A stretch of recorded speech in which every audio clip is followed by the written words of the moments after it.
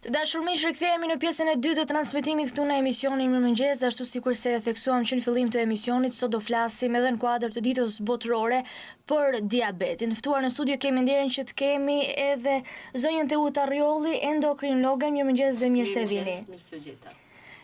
Ju ka pak vite që jeni rikthyer nga shteti i Kanadas dhe nëse do na flisni të fakt se ka qenë një eksperiencë e gjatë atje. Çfarë mund të themi diçka më tepër? Ashtu është, ka jo më shumë se një vit e gjysmë që jam kthyer nga Kanadaja, ku atje jetoj me gjithë familjen time, prej më së 10 vitesh. Në fakt, Kanadaja për mua ishte një eksperiencë e jashtëzakonshme, për cilën jam shumë krenare. Duke nisur nga prioriteti personal, mjekësia dhe shëndetin përgjithësi, unë realizova mendimin me një punë të madhe, këmbëngulse dhe me një suport të jashtëzakonshëm të familjes time, arrita të bëj unifikimin e diplomës në mjekësi në shtetin e Kanadas dhe certifikohem nga Kolegji i Mjekëve të Quebecut, në zonën ku unë jetoj, dhe Këshilli i Mjekëve të Kanadas.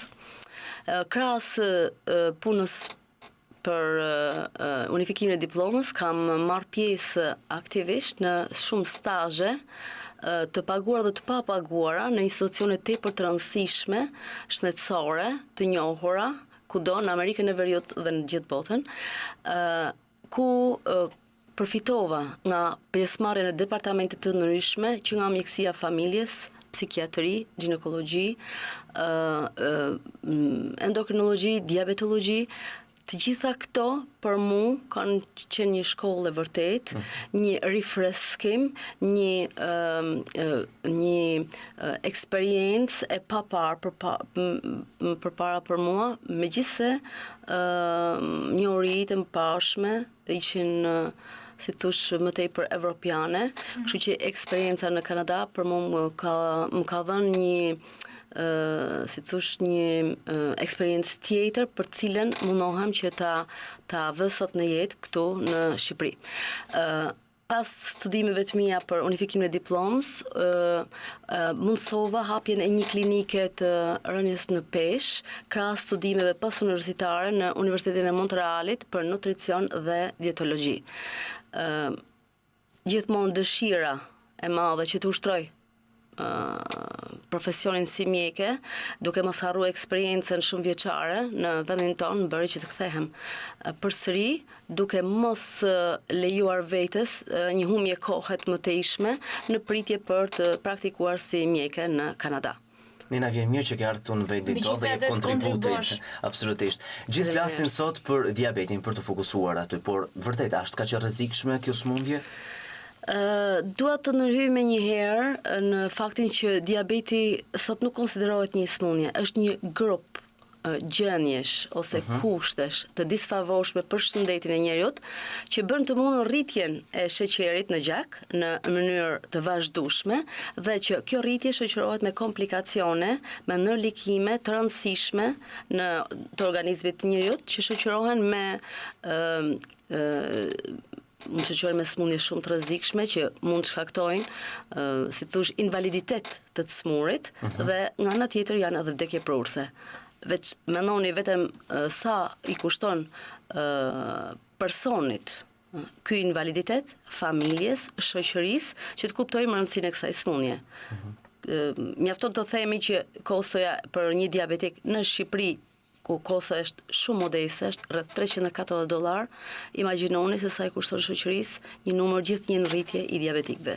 Në kuptoj, por në Shqipëri ka patur edhe një numër në rritje për sa i përket prekurve nga diabeti. Pse ndodh ky fenomen?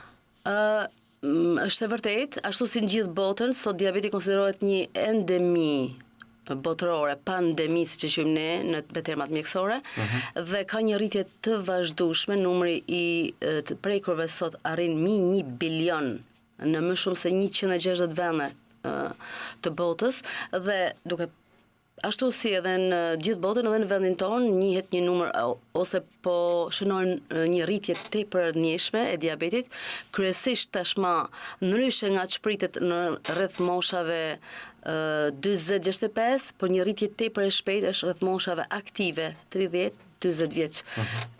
pa neglizhuar edhe tek fëmijët. Pse do të thosha ka kushte nga më të ndryshmet, por do të veçoja në përgjithësi ose në veçanti do të veçoja obezitetin si një faktor tepër i rëndësishëm.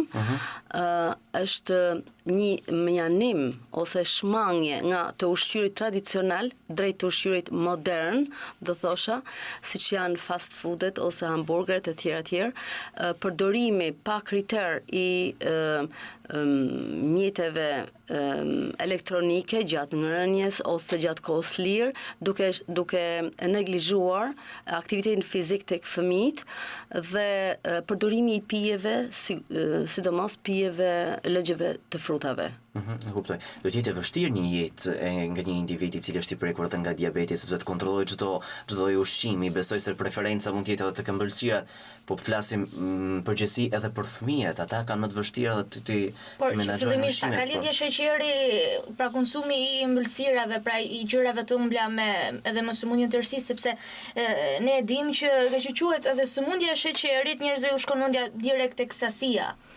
Në fakt, është e lidhur dhe konsumimi i rritur i sheqerit sigurisht që do të shoqërohet, por nuk bëhet fjalë fillimisht, duhet të themi se nuk bëhet fjalë për një thjesht për ëmbëlsira, por çdo ka dhe produkte tjera që përmbajnë sheqer. Megjithatë, s'është prioriteti ose s'është primare konsumimi i sheqernave, sepse dim që gjithmonë është i limituar konsumimi i tyre, por ka efektin e vet sigurisht.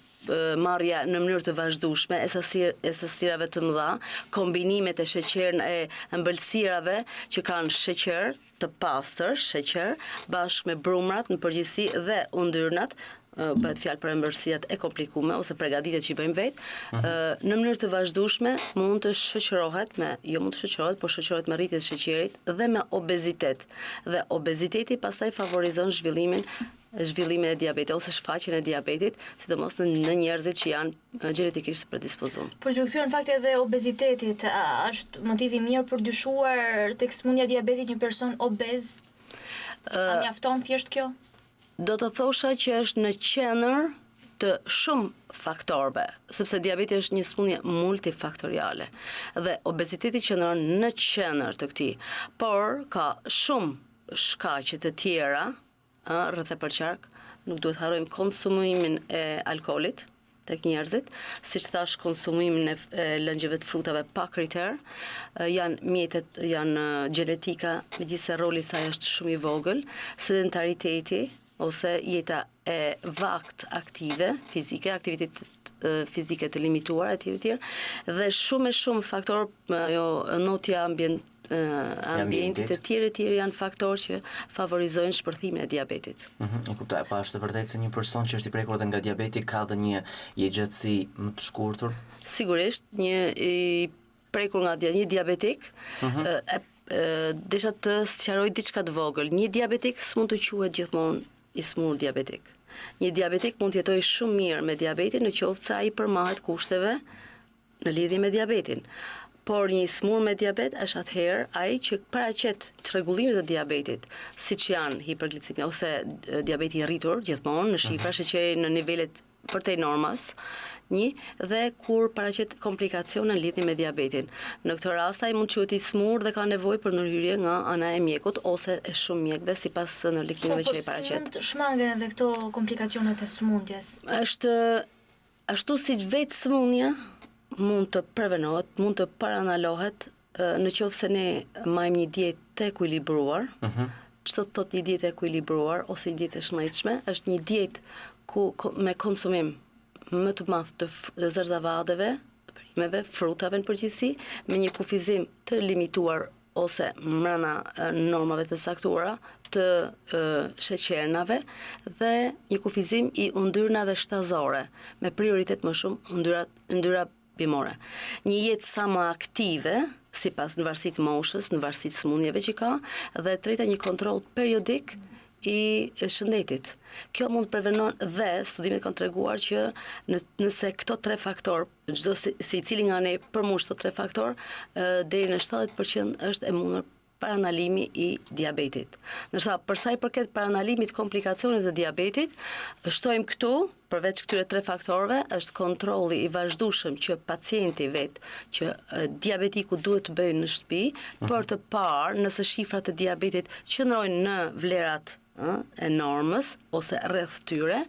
Së dyti, duhet bëj kontrollin periodik tek mjeku i familjes dhe sipas nevojës tek mjeku specialist ose tek mjek specialist në varësi të problemeve që ai paraqet për të mundësuar sa të jetë e mundur parandalimin e komplikacioneve ose paraqitjen si thosh vonimin e tyre, sepse dihet tashmë që diabeti është një sëmundje kronike, një sëmundje e vazhdueshme që dhe progresive.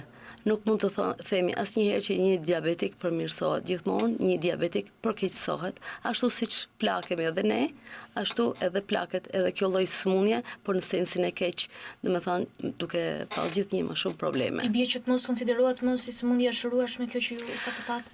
Sëmundja e shërueshme asnjëherë nuk mund ta konsiderojmë diabetin si sëmundje e shërueshme, por mund ta konsiderojmë diabetin si një mundësi tjetër, një probabilitet për të jetuar me diabetin në mënyrë komode. A janë gjitha kushtet? Them se jo. Sidomos në vendin tonë ka shumë mangësi, shumë pengesa, të cilat e bëjnë diabetikun, bëjnë jetën e diabetikut të vështirë, cënojnë cilësinë e jetës një diabetikut dhe mos funksionimin e tij në. Po, për të ndalur edhe pikërisht këto probleme, cilat janë disa edhe nga ato më kyçet ose më kryesoret edhe në vendin tonë. Nëse flasim për trajtimin e një diabetiku, të gjithë e dim, sidomos mjek specialist, po besoj se gjithë mjek, që trajtimi ose mjekimi i një diabetiku fillon me dietën. Që këtu është pengesa e parë, ose është, si thosh, këtu çalon puna. Për arsye sepse vendi ynë ka shumë pak dietolog, sidomos Shkodra pothuajse asnjë, dhe i metet barra gjithë mjekut specialist që të flasin për dietën. Dhe gjithmonë dihet që të flasësh për dietën dhe është sikur të bësh gjysmën e punës me një diabetik. Në mënyrë të tillë, imagjinoj sa diabetik qarkullojnë ose sa rritet gjithnjë më shumë numri i diabetikëve dhe kësaj takon të bëjmë një punë personalizuar ose individuale me secilin, ndërkohë që qendrat e edukimit për shembull mund të funksionojnë me grupe të caktuara diabetikësh dhe sipas nevojave, tipi diabetit e tjerë. Po si pasojë e kësaj, ka një fluks pacientësh tek endokrinologjia këtu në Shkodër? Çuditërisht jo. Dhe kjo më çudit për faktin sepse nga njëra anë numri diabetikëve rritet aq shumë, komplikacione shohim aq shumë, diabetik tashmë nuk i përkasin vetëm një repartit caktuar të endokrinologjisë në spitalin renal, por i gjejmë në çdo lloj pavionit, me çdo lloj sëmundjet, ndërsa duke pas parasysh këtë fluks kaq të rritur, shohim që ka një neglizhencë, ka një indiferentizëm nga ana e pacientëve kundrejt shifrave të diabetit, kundrejt problemeve të tyre. Shpeshherë ata paraqiten tek mjeku specialist vetëm për të marrë mjekimin ose për të plotësuar dokumentat, më tepër të shtyrë nga mjeku i familjes sesa nga shqetësimi i tyre në lidhje me shifrat e diabetit apo një problem. Paditur shpesh edhe se porondojnë më tepër edhe situatën. Mjafton të përmendim vetëm disa fakte të shkurtra, jo për të trembur, por për të sensibilizuar gjithë opinionin mbarshoqëror për faktet të tilla siç çdo 10 sekonda diagnostikohet një diabetik dhe çdo 10 sekonda vdes një diabetik. Çdo 25 sekonda një diabetik humbet këmbën. Imagjinoni sa i rëndësishëm është fakti i vetë kontrollit dhe i konsultës në mënyrë të vazhdueshme deri në ekuilibrin e diabetit. Mbajtje nën kontroll edhe kësaj sëmundje. Po me përdorimin e medikamentave mund të themi që mund të bëjmë një normalizim të situatës? Është vetëm një ndër hallkat dhe metet gjithmonë ninse, sidomos për fillestar, diabetik fillestar. për mu dhe për gjithë kolegët tanë të kësaj fushë, dieta është kryesore. Në qoftë se pacienti arrin të mbajë një dietë të kontrolluar, një dietë të ekuilibruar, do të jetë në gjendje të kontrollojë edhe peshën. Dhe të mbajnë shifra normale edhe diabetin. Pastaj mjekimi, kur nuk arrim me këtë, atëherë fillojmë trajtimin me mjekim. Mos harrojmë që mjekimi ka gjithmonë efektet anësore dhe diabetiku shpesh herë ai vetë ka fillon të ketë problemet, mërzitje nga mjekimi, sepse mund të ketë edhe një smundje tjetër.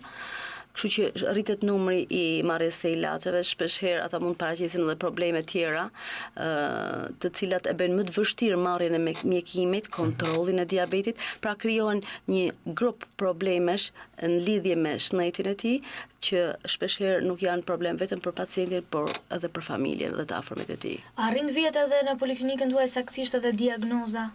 Është shumë e lehtë të vehet diagnoza e diabetit, por ajo që do të sugjeroja ose do të doja të vija theksin është se nëse me një analizë të thjeshtë mund të diagnostikojmë diabetin, ajo që është më e rëndësishme është se 46% e diabetikëve janë të pa diagnostikuar. Ç'do të thotë kjo? E rëndësishme është jo të diagnostikojmë thjesht diabetin, por të diagnostikojmë ose të mundsojmë evidentimin e pacientave ose të njerëzve që janë kandidat për të bërë diabetik, ose siç e quajmë ne prediabet. Mjafton vetëm një fakt. Rreth 1 ndër 6 linje është e komplikuar me diabet të barrës, të gratë, që është problem qoftë për nënën, ashtu edhe për beben, gjatë barrës dhe gjatë linjes. Këto gra që shfaqin diabet të barrës gjatë shtatzanisë, në 10 vjet është e sigurt që do të jenë diabetik. Mjafton vetëm ky fakt dhe imagjinoni moshën e një gruaje, Po, një mesatare. që është një moshë reproduktive shumë aktive, në qoftë se ne do të bëjmë vetëm mjekin e këtyre grave, me njëherë mas linjes, në mënyrë që ato ose edhe marrjen e masave që të paranalojmë shfaqjen e diabetit te këta, shtyrjen sa më shumë të jetë e mundur e shfaqjes diabetit, do të ishte një punë e madhe. Dhe pikërisht sot Federata Internacionale e Diabetit e ka fokusu gjithë mesazhin e kësaj dite te gratë, duke ditë që pjesa më e madhe ose më vulnerabël e popullatës që e prekur nga diabeti janë gratë. Rreth 199 milion gra numërohen diabetike, nga këto rreth 2.1 milion vdesin çdo vit. 2 deri në 5 gra janë diabetike në moshën reproduktive. Imagjinosh një moshën e re. Pse them është pjesa e popullatës më vulnerabël? Sepse gratë dihet që kanë më pak akses ndaj shërbimeve mjekësore, edukimit dhe ilaçeve, mjekimit. Kështu që duke pas parasysh që kjo është një popullat që vuan, do të del për detyrë nga ginekologët, nga mjekët e familjes dhe endokrinologët dhe gjithë shoqëria që të vëmë në evidencë sa më shpejt jetë e mundur rastet që janë risk për shfaqjen e diabetit, pra prediabetikët. Mund themi që, po, më fal Lorenz, mund themi që te gratë është i pashmangshëm, pra tek ata të cilat edhe bëhen nëna është e pashmangshme sëmundja e diabetit. Tek ato që shfaqin diabet gjatë barrës, gjatë shtatzanisë. Nuk ka një mënyrë parandalimi gjatë vetëm gjatë parandalimit gjatë barrës është e pamundur, edhe përdorimi i medikamenteve. Absolutisht është e pashmangshme në qoftë se nuk marrin masat paranaluese siç është dieta, në përputhje me, siç e thash, me